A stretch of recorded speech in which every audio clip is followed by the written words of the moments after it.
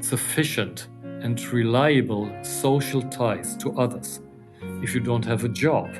So mainly if you do not have to lose anything, then you are more likely to commit a crime like stealing, and it doesn't matter what passport you have.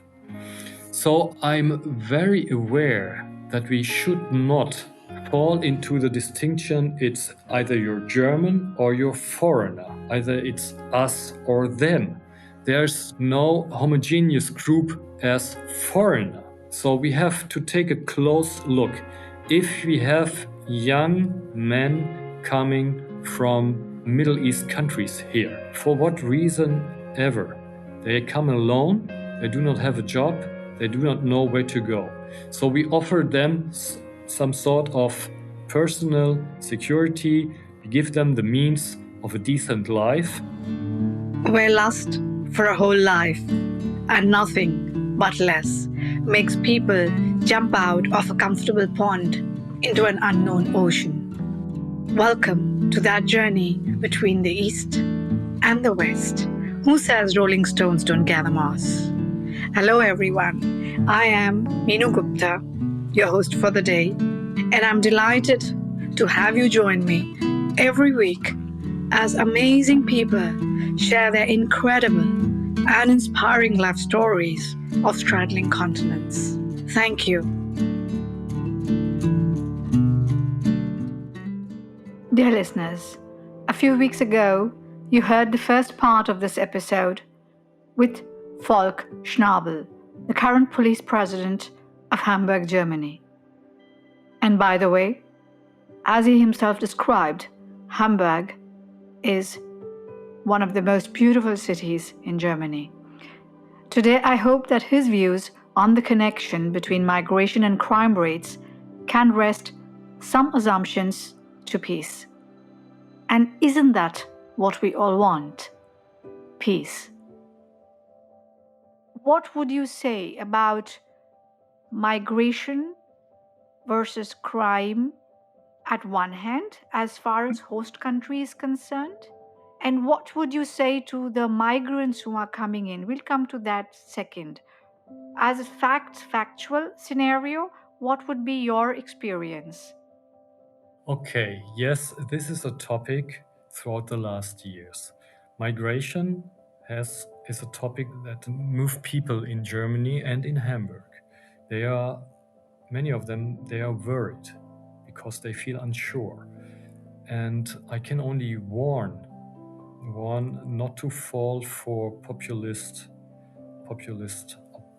opinions, and especially in social media. And I can only encourage to take a very close look, especially to the crime statistic. If you're not looking only for 1 year, so we have a rise in crime rates all over Germany in 2023 in relation to 2022. Then there was the COVID time where crime rate significantly went down. But if you take a look at, for example, the last 10 or 20 years, on the long run, crime rate does go down. So in 2015, the crime rate in Germany was much higher than it is now. What does this have to do with migration? I think there is no general or one answer to this. If you look at our statistics, then in general, the number of suspects who do not have a German citizenship is higher than their proportionate part in the total of the total of the people living here. So this is some statistical fact, now I pronounce it correctly. But does that say anything about migrants as a community, as a community, or migrants at all, as a whole? It does not. Because when we look at people coming to Germany because they are refugees, because they had to leave the country, we see that there's a significant higher rate of factors that in general, no matter what citizen you are likely to contribute to the fact that you might be more likely to commit a crime, especially stealing, for instance. So if you are poor, if you do not have a place to live, if you don't have sufficient and reliable social ties to others, if you don't have a job, so mainly if you do not have to lose anything, then you are more likely to commit a crime like stealing, or and it doesn't matter what passport you have. So I'm very aware that we should not fall into the distinction it's either you're German or you're foreigner, either it's us or them. There's no homogeneous group as foreigner. So we have to take a close look. If we have young men coming from Middle East countries here, for what reason ever, they come alone, they do not have a job, they do not know where to go. So we offer them some sort of personal security, we give them the means of a decent life, but then they have to wait whether their stay will be legalized, they can stay, or if they can't. And in the meantime, there's the fact that these people live here in Germany, they live in Hamburg. Of course, they are looking for social ties, and they find these ties mainly in other young men coming from their country, or at least from the region they are from. And this leads to the fact that what perhaps troubles some people living in Hamburg, we have groups of young migrant men standing in public places like for the Jungfernstieg, at the train station, downtown. And just because they are there, they are not dangerous.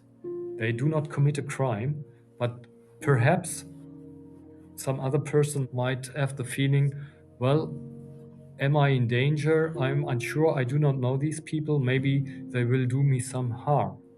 And this is why populist opinion making, especially in the social media, is very, very harmful to the stability of our society. If there's a general doubt about all migrants living in Germany, this is very dangerous. Well, this is the one thing. So migration does not make you criminal. Of course not. And I think it's one of my duties to explain our statistics, even if they show that there's a proportionate high number of migrant suspects. Okay. Thank you. Actually, I'm glad you think like that, because how you think in the leadership level, gradually, if not with everybody in the force, it shows the face of the force. And I'm glad you think like that, because I find it as a very objective and justifiable way of approaching both sides. I have a question. It just occurred to me. I don't know if it is being done or not, since we were talking of migration. And you're right, whether it be youth or not even youth from any country, whether it would be Germans or somebody else, faced with adversity, poverty, not having a job, and those situations, it could lead to crime. Now, having said that, is there when the integration process of migrants and refugees is being done, is there a place in that where the police force is also introduced to them and shown that, hey, these are people who are on your side, they are there to help you, so that the fear, because when people come into the country, they are afraid of everything. And when they see a uniform, largely again, they are afraid. So instead of going for help to them, they might go the other way.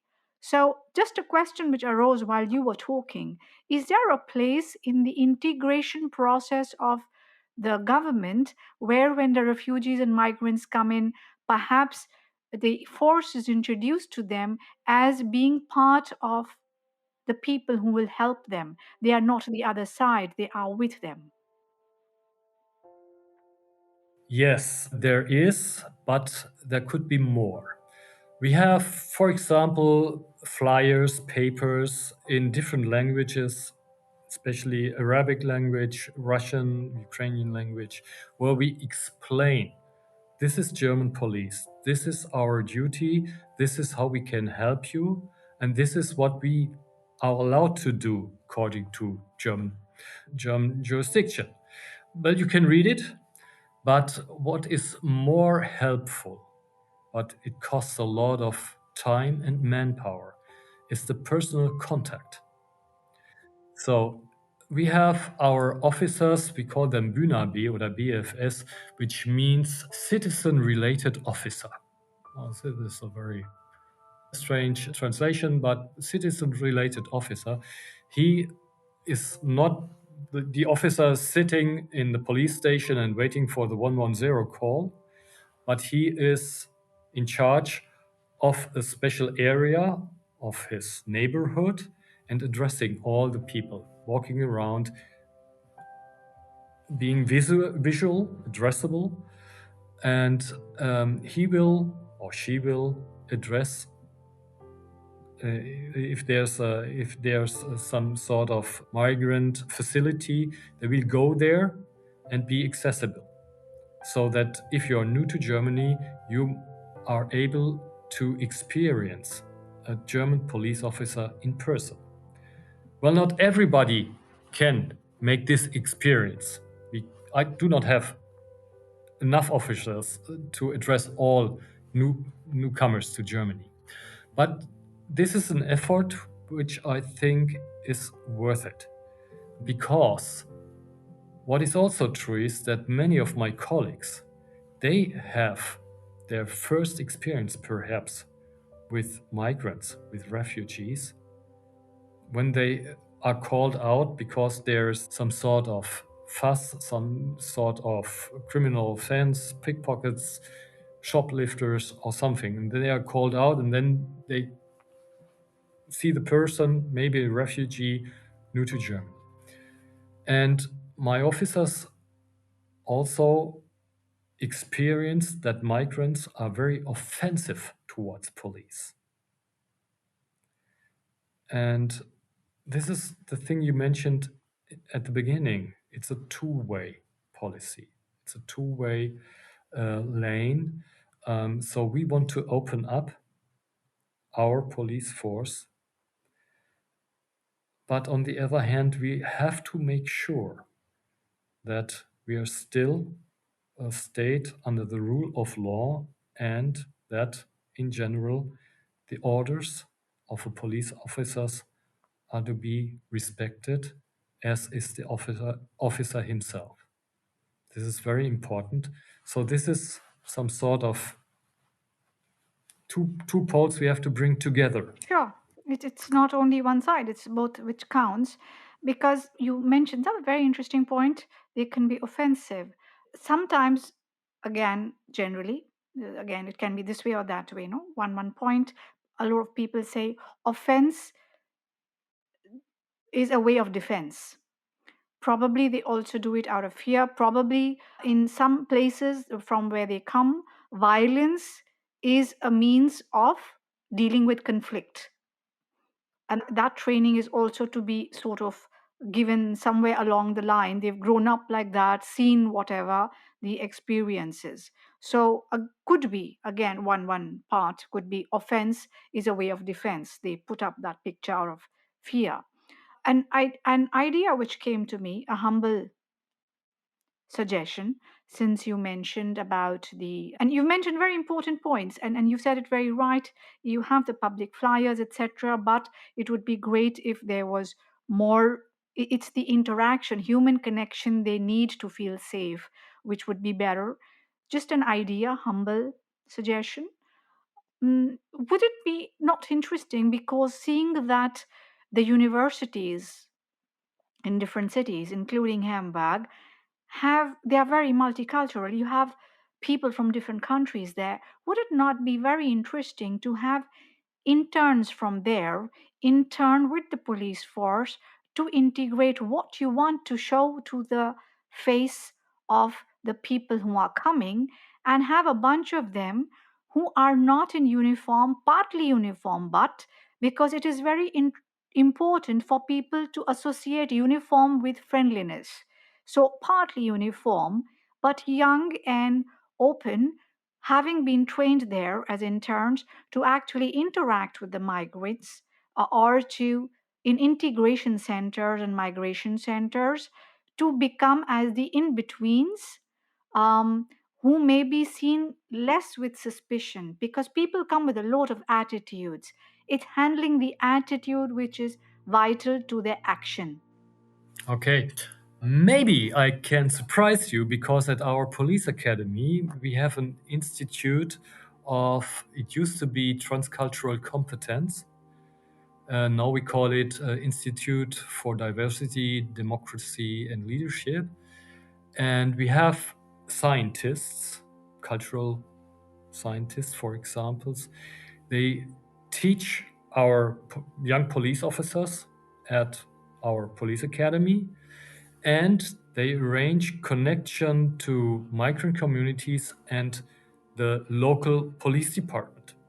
So it's a few weeks ago, I was in Wilhelmsburg, which is a part of Hamburg, who has a very high migrant population.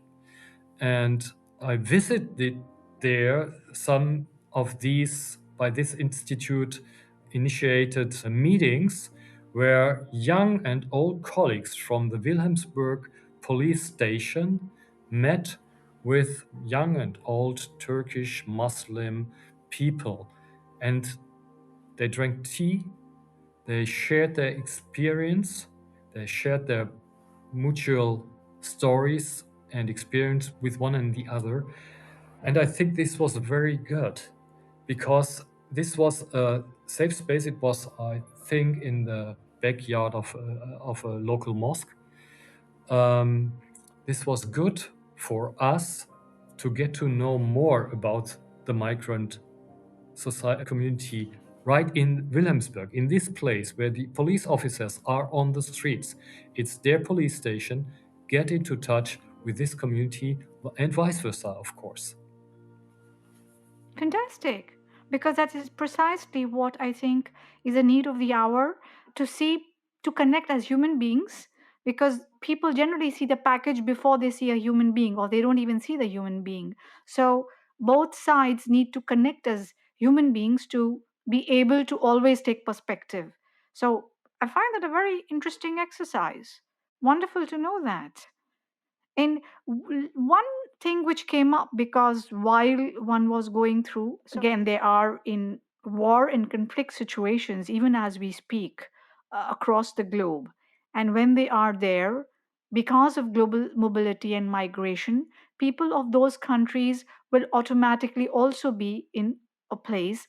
And even if they are not from that country, they will rise up in solidarity, as we saw a lot in the US and Germany and in other parts of the world, people rising up in solidarity with the people or victims in other parts of the world, victims of conflict and genocide. And we know from Ukraine, from Israel, Palestine, everywhere it's been happening. And how, what is the general way one is supposed in the police to be in the because I know that Germany as a democracy always stresses that we are a democracy and peaceful demonstrations are okay. Is that so? Or Yeah, very important point because this also plays a big role in our duties. Um, First of all, for people new to Hamburg, coming from countries where they experience a totally different kind of police, which is not under the rule of law, which might be perhaps corrupt and violent. They have an idea of police as something you must be afraid of, and as a violent and harmful institution. Now they come to Germany and they experience German police work. And maybe in some cases, this might lead to the impression that German police is weak and must not be respected as much as other than we in Germany see it as the representative of the public power. And this perhaps might lead to an offensive behavior towards a German police considered weak and, of course, non-violent and with a low esteem for her, perhaps. So now to the demonstrations. Yes, we are a democracy and our constitution gives the right to gather and demonstrate for whatever reason, as this is an expression of the freedom to speak, so the freedom of expression. And the police is not the authority to either allow or prohibit a demonstration. We are the authority where you only have to announce, I want to do this and that demonstration for whatever reason. I expect 200, 300 or 50,000 people to come. It's not up to us. You don't need an official permission to demonstrate in Germany. What you must do is address the police, that we can perhaps say, well, this is dangerous for the traffic, or you cannot do this at that time because there's another demonstration, or you cannot do it at that time because then the street is blocked for another reason. Even in German press, they are always, or in many times, they are not correct. So if there's a demonstration for whatever reason, maybe for a reason that the majority of people in Hamburg cannot support, either be it right extremist positions, either be Islamic positions. It's not the police to say, yes, you can do that, or no, you might not.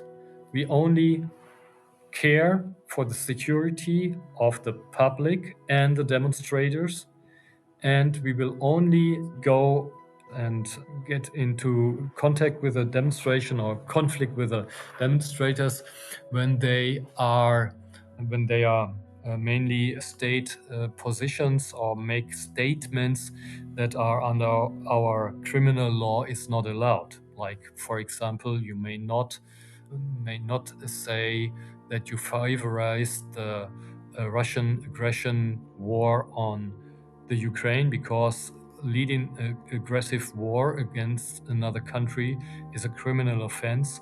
And we have, for example, a paragraph that says, well, it's a criminal offense if you publicly support another criminal offense. So in this case, we would inflict with the demonstrations. I can understand that many people in Hamburg say, how can this happen? This is not an issue which has anything to do with Hamburg. This is not an issue or a demonstration. They demonstrate for something I cannot support. The majority of us cannot support. The whole of Germany cannot support. This is mainly was the case in the Islamic demonstrations in St. Georg this year. Well, then I have to explain, and I had in fact do this on TV, that our constitutional right, the freedom of expression, does also allow to express an opinion which is the complete opposite of what our democratic order, of what our rule of law is all about. our constitutional court once has stated in a rule that even stating extremist positions is covered by the right of the freedom of to speak and of expression.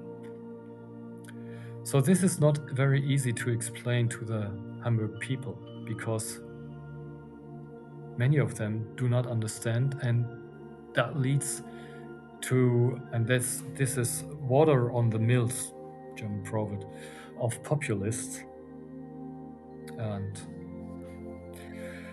well, this is the case. We have almost 3,000 demonstrations per year in Hamburg. Not all of them are very big.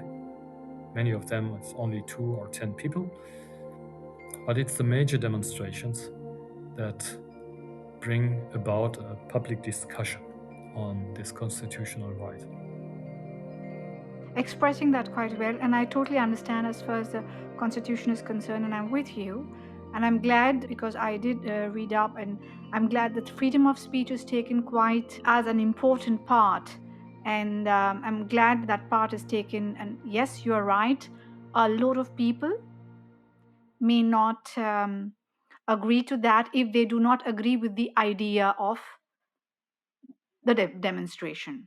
I understand that. And a lot of people, however, do not treat it objectively because they see, okay, this is not my point of view and that is wrong. As you rightly said, in social media, 1 or 2 clips go around, and I didn't see of Hamburg, but of some other cities in Berlin, etc.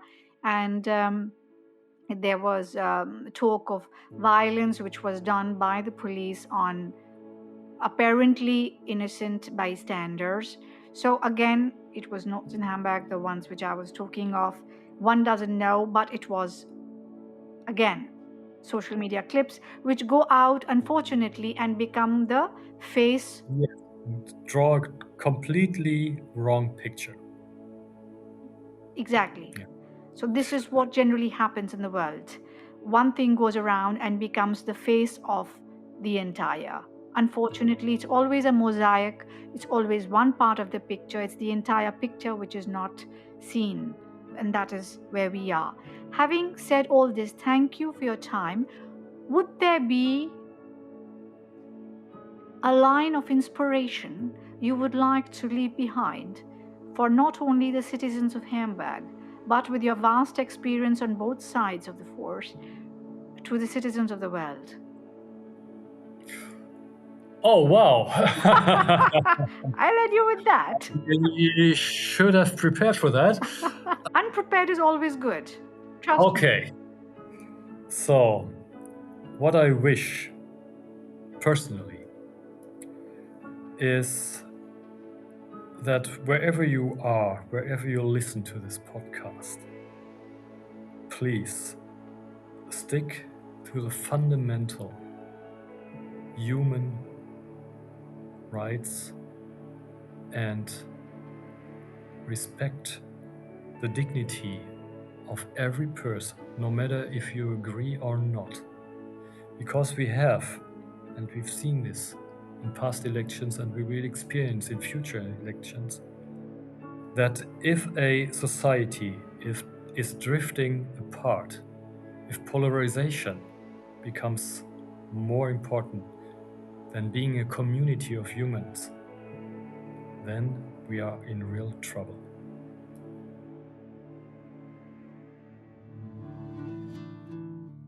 Thank you for listening to the series Between the East and the West. Do subscribe to the channels mentioned on the site in case, of course, you liked what you heard.